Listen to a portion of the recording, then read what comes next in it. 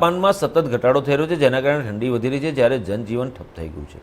ગાઢ ધુમ્મસના કારણે હવાઈ અને રેલ સેવાઓની સાથે રોડ ટ્રાફિકને પણ ભારે અસર થઈ રહી છે. પર્વતોથી મેદાન સુધી હવામાન ઠંડુ છે. દિલ્હીમાં લઘુત્તમ તાપમાન સતત ચોથા દિવસે 4 ડિગ્રીથી નીચે રહ્યું હતું. દિલ્હીમાં લઘુત્તમ તાપમાન 3.5 ડિગ્રી સેલ્સિયસ નોંધાયું, જ્યારે મહત્તમ તાપમાન 17.4 ડિગ્રી સેલ્સિયસ નોંધાયું હતું. હવામાન વિભાગે આગામી 4 દિવસ સુધી ગાઢ ધુમ્મસ સાથે તીવ્ર ઠંડીની ચેતવણી જારી કરી છે. દિલ્હીના કેટલાક ભાગોમાં શીતલહેર પ્રવર્તશે અને બુધવારે સવારે ગાઢ ધુમ્મસ રહેશે. નવાન શહેર પંજાબમાં મંગળવારે લઘુત્તમ તાપમાન -0.4 ડિગ્રી સેલ્સિયસ નોંધાયું હતું.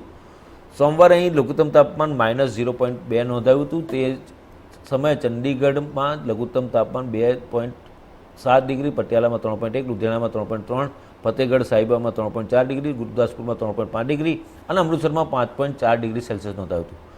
હવામાન વિભાગે બુધવારે ગાઢ ધુમ્મસ અને કોલ્ડ વેવનું રેડ એલર્ટ જાહેર કર્યું છે. ઉત્તર પ્રદેશમાં ધુમ્મસ અને બરફ ઓગળવાનું ચક્ર તૂટી રહ્યું નથી. મંગળવારે સતત ચોથા દિવસે સવારની શરૂઆત અનેક જિલ્લાઓમાં ધુમ્મસ સાથે થઈ હતી. બપોર પછી સૂરજ બહાર આવ્યો હતો, પણ ઠંડા પવન સામે તે નિષ્ક્રિય રહ્યો. મેરઠ ફરી સૌથી ઠંડો જિલ્લો રહ્યો અને મંગળવારે અહીંનું તાપમાન 3.8 ડિગ્રી રહ્યું હતું.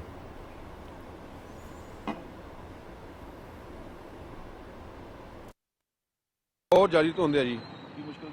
मुश्किल ये भी बसा बहुत ज़्यादा घट आउंदियां वा, टाइम मैस हो जाता वा, धुंध के करके बसा नहीं आउंदियां, क्योंकि मेहरबानी होनी चाहिए कि सरकारी बसा पिंडां दे विच लगनियां चाहिए, तो पिंडां दे विच थोड़ा बहुता फायदा हो कामां करें ड्यूटी वालियां नूं बड़ी बड़ी। જાન્યુઆરી મહિનાની શરૂઆત સાથે રાજ્યમાં ઠંડીનું જોર વધી રહ્યું છે. હવામાન વિભાગ દ્વારા આગામી દિવસોમાં સમગ્ર રાજ્યમાં ઠંડીનું જોર યથાવત રહેશે.